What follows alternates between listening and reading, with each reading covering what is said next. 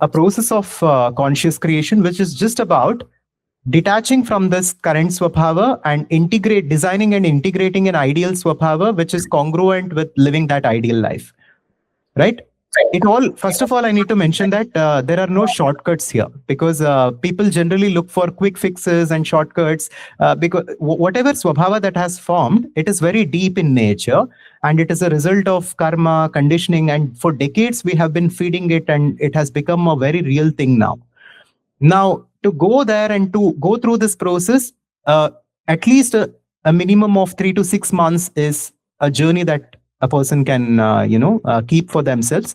But to come to your point, there are certain tools and systems that they can use, and one thing that we use is something called as mental reframing, where they begin to say they need a little bit of Vedantic understanding for this.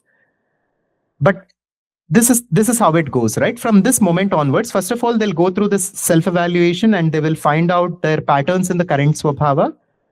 Whatever I talked about earlier, they'll make a list of it.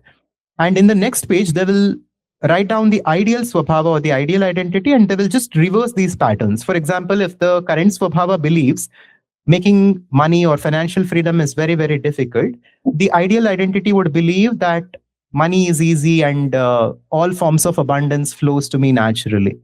If the current swabhava believes money is not spiritual and only meditation is spiritual and business is not spiritual, then the ideal identity would believe that everything is spiritual, everything is energy, and it would have that broad perspective. So they will reverse each pattern and they will make a list of the ideal patterns for the ideal identity.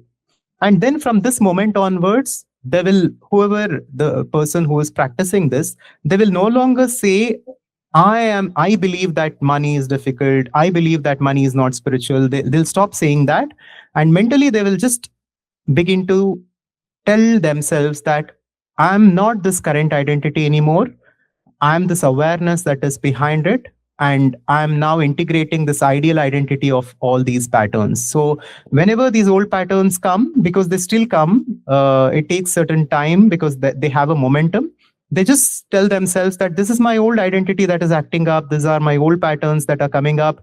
But I now understand that I'm a conscious creator. I'm the awareness behind these patterns, this identity, and I'm integrating this ideal identity. So the more they can rewire themselves like this, the more they can integrate that ideal identity. And once that ideal identity is fully integrated, then reality will naturally unfold, based on that. It will change.